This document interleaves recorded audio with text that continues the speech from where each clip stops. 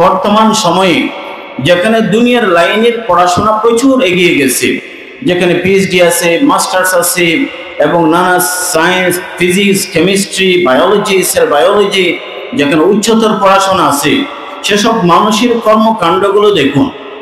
সেখানে অনেক মানুষ পাবেন লক্ষ লক্ষ, সংখ্যায় কম নয়, লক্ষ লক্ষ যখন সাগর পাড়ে কাপড়বিহীন উলঙ্গ তারা ওই যে সানবাত সূর্য রোদ গায়ে লাগায়, অথবা সাগরে সুইমিং করে, অথবা বিয়ে শাদী চড়াই যখন সন্তান জন্ম দেয়, নিঃসন্দেহে তাদের শিক্ষার অভাব নেই, তাদের দিন শিক্ষার অভাব।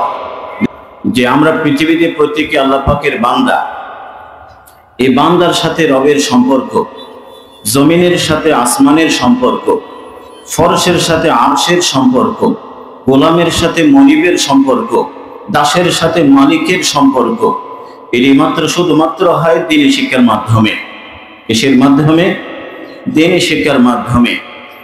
এবং কোরআনে কারীমের একজন সাধারণ পাঠক হিসেবে আমরা যদি দেখি কোরআনে কারীমকে, কোরআনে কারীম শুধুমাত্র দ্বীনি শিক্ষায় শিক্ষিতকে এটাকে ইলম বলেছেন, এদেরকে শিক্ষিত বলেছেন। আর যারা দ্বীনি শিক্ষা থেকে বঞ্চিত, মাহরুম, হাজার ডিগ্রি নেওয়ার পরও কোরআনের দৃষ্টিতে তারা মূর্খ, তারা মূর্খ। সে কথা কোথায় পেলাম? কোরআনে কারীমের প্রথম যে 5টি আয়াত নাজিল হয়, সেই 5টি আয়াত ইকরা বিসমি রাব্বিকাল্লাযী খালাক, এই 5টি আয়াতের স্বতন্ত্র তাফসীর আছে। এই 5টি আয়াতে রব্বুল আলামিন পড়াশোনা, শিক্ষকতা, কলমের গুরুত্ব তুলে ধরেছেন। এই 5টি আয়াত নাজিল হবার আগে যে সময়টা ছিল সারা পৃথিবীতে, এই সময়, এই যুগটাকে আইয়ামে জাহেলিয়ত বলে। জাহেলিয়ত মানে মূর্খতা, জাহেলিয়ত মানে অজ্ঞতা। এই যে বিশাল একটি পৃথিবীতে, শুধু মক্কা নয়, গোটা পৃথিবী জুড়ে ইতিহাস যারা লিখেছেন, ইসলামের আগের ইতিহাস, তারা সেখানে তুলে ধরেছেন যে ওই সময়ে মানুষ কৃষি বুঝতো, চাষাবাদও করত। ওই সময় মানুষ ব্যবসা বুঝতো, ব্যবসা বাণিজ্য তারা অনেক দূর এগিয়ে ছিল। রাষ্ট্র পরিচালনা, পাবলিক অ্যাডমিনিস্ট্রেশন তারা জানতো। পৃথিবীতে তখনও শক্তি পরাশক্তির একটা স্নায়ু যুদ্ধ অথবা দেশ দখলের এই অশুভ প্রতিযোগিতা তখনও ছিল। কৃষি বুঝে, বাণিজ্য বুঝে, অর্থনীতি বুঝে, পাবলিক অ্যাডমিনিস্ট্রেশন বুঝে, সব বোঝার পর আল্লাহ পাক বলেন ইয়ালামুনা যাহিরাম মিনাল হায়াতিদ দুনিয়া, দুনিয়ার বাহ্যিক দিকটাই বুঝে ওরা সবাই মূর্খ।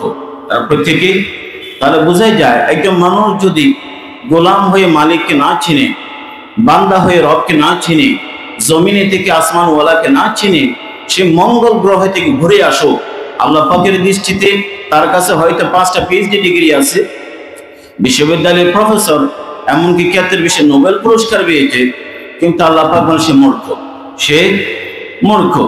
তাহলে বোঝা যায় যে শিক্ষা ব্যবস্থার স্বীকৃতি সেটা হলো দ্বীনি ইলমের স্বীকৃতি। হ্যাঁ, তার মানে এই নয় যে আমরা অন্যান্য শিক্ষা গুরুত্বহীন করেছি, এটার একেবারেই গুরুত্ব তা কখনো বলিনি। আমরা বলি দ্বীনি শিক্ষা এটা জরুরি, আর দুনিয়ার লাইনের শিক্ষা হলো জরুরা। এটা হলো জরুরা। একটি ঘর মানুষ তৈরি করে, সেখানে বেডরুমগুলো আপনার জন্য জরুরি, বাথরুমটা আপনার জরুরত।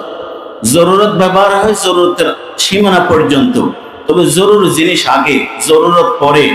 দ্বীনি শিক্ষা আমাদের জন্য জরুরি, দুনিয়ার লাইনের পড়াশোনা আমাদের জন্য এটা জরুরত।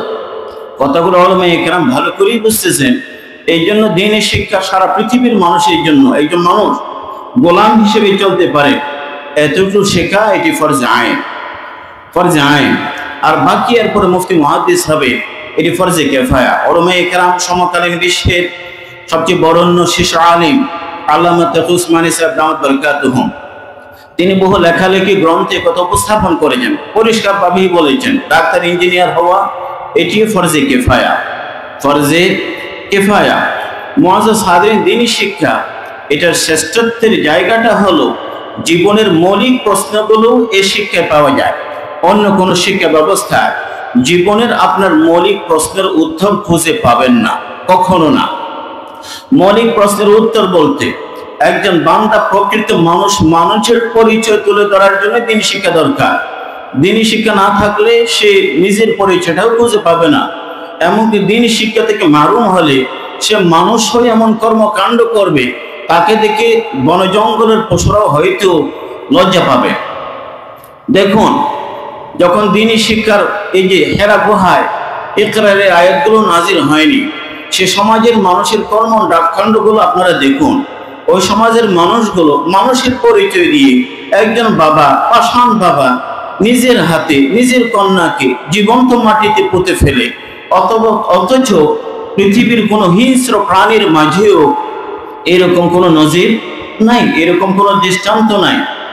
এবং বর্তমান সময়ের কথাও যদি বলি, বর্তমান সময়ে যেখানে দুনিয়ার লাইনের পড়াশোনা প্রচুর এগিয়ে গেছে, যেখানে পিএইচডি আছে, মাস্টার্স আছে এবং নানা science, physics, chemistry, biology, sell biology, যেখানে উচ্চতর পড়াশোনা আছে, সেসব মানুষের কর্মকাণ্ডগুলো দেখুন। সেখানে অনেক মানুষ পাবেন লক্ষ লক্ষ, সংখ্যায় কম নয়, লক্ষ লক্ষ যখন সাগর পাড়ে কাপড়বিহীন উলঙ্গ তারা ওই যে সানবাদ, সূর্য রোদ গায়ে লাগায়, অথবা সাগরে সুইমিং করে, অথবা বিয়ে শাদী চড়াই যখন সন্তান জন্ম দেয়, নিঃসন্দেহে তাদের শিক্ষার অভাব নেই, তাদের দ্বীনি শিক্ষার অভাব, দ্বীনি শিক্ষার অভাব। তা একজন মানুষ গরু ছাগলের মতো বাচ্চা ফুটায়, গরু ছাগলের মতো কাপড়বিহীন চলে, আরো কত অপরাধী জড়িয়ে গেছে। শিক্ষার অভাব নাকি দ্বীনি শিক্ষার অভাব? তাহলে বোঝা যায় দ্বীনি শিক্ষা না হলে একজন মানুষ হয়তো জন্মগত মানুষের পরিচয় দিতে পারে, কিন্তু প্রকৃত মানুষের পরিচয় সে বের করতে পারে না।